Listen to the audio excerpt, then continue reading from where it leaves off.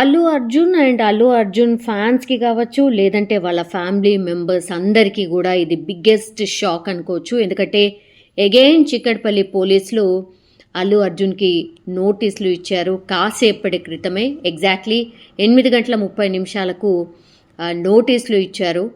రేపు ఉదయం ఖచ్చితంగా 11 గంటలకు చిక్కడపల్లి పోలీస్ స్టేషన్కి రావాలి అని నోటీసులో స్పష్టంగా చెప్పినటువంటి పరిస్థితి.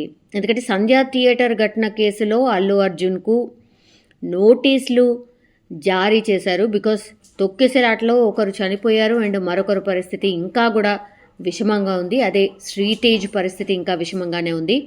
సో ఈ కేసులో అల్లు అర్జున్ని పోలీసులు అరెస్ట్ చేసిన విషయం మనందరికీ తెలిసిందే. అండ్ దెన్ తెలంగాణ హైకోర్టు నుంచి 4 వారాల మధ్యంతర బెయిల్ కూడా మంజూరైంది.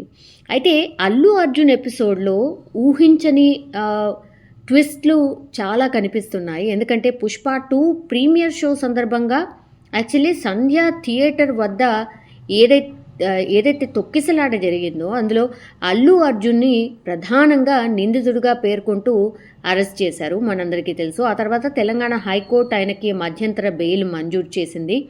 సో ప్రస్తుతం ఆయన బెయిల్పై ఉన్నారు. సంధ్యా థియేటర్ ఘటనలో అల్లు అర్జున్ నిర్లక్ష్యం ఖచ్చితంగా ఉంది అండ్ చట్టం తన పని తాను చేసుకుపోతుందని సీఎం రేవంత్ రెడ్డి కూడా ఈ అంశంలో శాసనసభలోనే మాట్లాడిన పరిస్థితి, అది కూడా మనం చూసాం.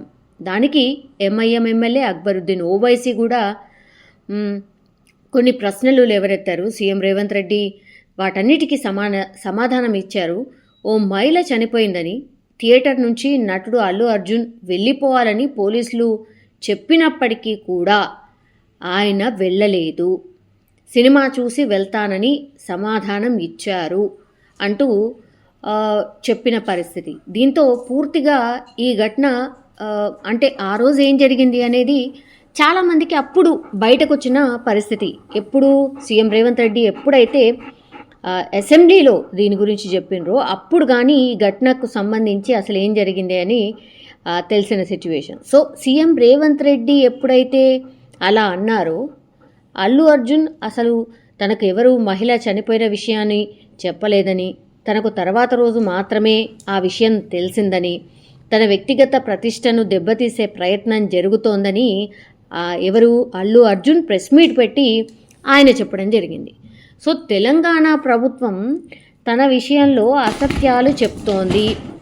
కోర్టు పరిధిలో ఉన్న అంశంపై సీఎం రేవంత్ రెడ్డి శాసనసభలో ప్రస్తావించడాన్ని కొందరు తప్పుపడుతున్నారు. అండ్ మధ్యంతర బెయిల్పై ఉన్న వ్యక్తి ఈ కేసు విషయమై ఎప్పుడైతే మీడియాతో మాట్లాడినరో అది కూడా తప్పు అన్నటువంటి మాట చెప్తున్నారు. సో ఈ పరిస్థితుల్లో అల్లు అర్జున్ మధ్యంతర బెయిల్ రద్దు కోసం పోలీసులు హైకోర్టు డివిజన్ బెంచ్ లేదా సుప్రీంకోర్టును ఆశ్రయించే అవకాశం ఉంది అంటూ కూడా 2 రోజుల నుంచి వార్తలు వస్తున్న పరిస్థితి.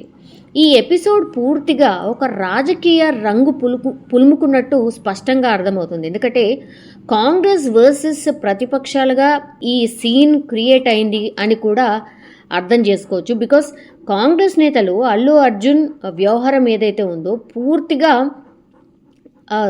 ప్రెస్ మీట్లు పెట్టి మరీ అసలు అల్లు అర్జున్ కావచ్చు, పుష్ప 2 మూవీ కావచ్చు, అసలు వరుసగా ప్రెస్ మీట్లు పెట్టి వాయిస్తున్నారు అనుకోవచ్చు.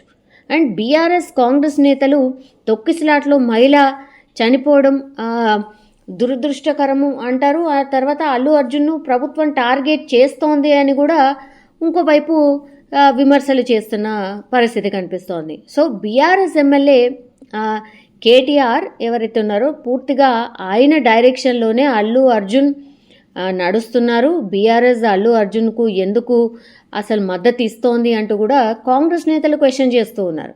సో పోలీసులు సైతం కూడా అల్లు అర్జున్ ఎపిసోడ్లో ఏం జరిగిందనే విషయాన్ని పూర్తిగా ఒక వీడియో ప్రజెంటేషన్ ద్వారా వాళ్ళు కూడా చెప్పినటువంటి సిచ్యువేషన్ కనిపిస్తోంది. ఈ వీడియోలో అసలు థియేటర్ వద్ద అంటే ప్రీమియర్ షో రోజు డిసెంబర్ 4వ తేదీన అసలు ఏం జరిగిందే అనే విషయాన్ని పూర్తిగా వాళ్ళు ఎక్స్ప్లెయిన్ చేసిన పరిస్థితి కనిపిస్తోంది. ఇప్పుడు ఈ ఎపిసోడ్ అందరికీ తెలిసిందే. ఈ ఎపిసోడ్ పూర్తిగా నడిచిన తర్వాత ఇప్పుడు అల్లు అర్జున్కి ఫ్రెష్గా మళ్ళీ నోటీసులు ఎందుకు సర్వ్ చేశారు, ఇది అందరూ అగైన్ మాట్లాడుతున్న సిచ్యువేషన్ కనిపిస్తోంది. మళ్ళీ రేపు ఏం జరగవచ్చు, విచారణ పేరుతో పిలుస్తున్నారు, ఏం జరగవచ్చు, ఇదే ఇప్పుడు అందరూ మాట్లాడుతున్న పరిస్థితి కనిపిస్తోంది. ఇంకోవైపు ఇంకోటి కూడా సర్క్యులేట్ అవుతోంది. అదేంటంటే నోటీసులు సర్వ్ చేశారు కాబట్టి ఇప్పుడు బెయిల్ రద్దవుతుందా, ఇది అందరి మదిలో ఉన్నటువంటి మాట.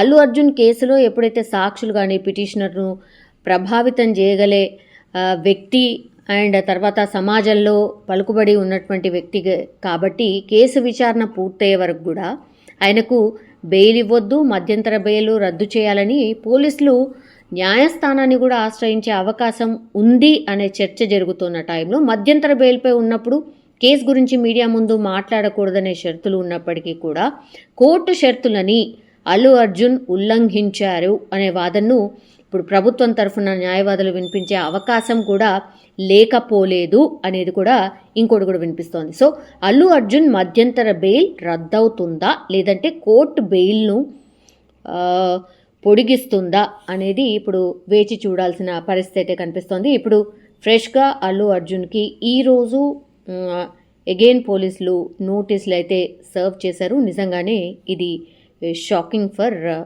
Allu Arjun fans and Allu Arjun family members.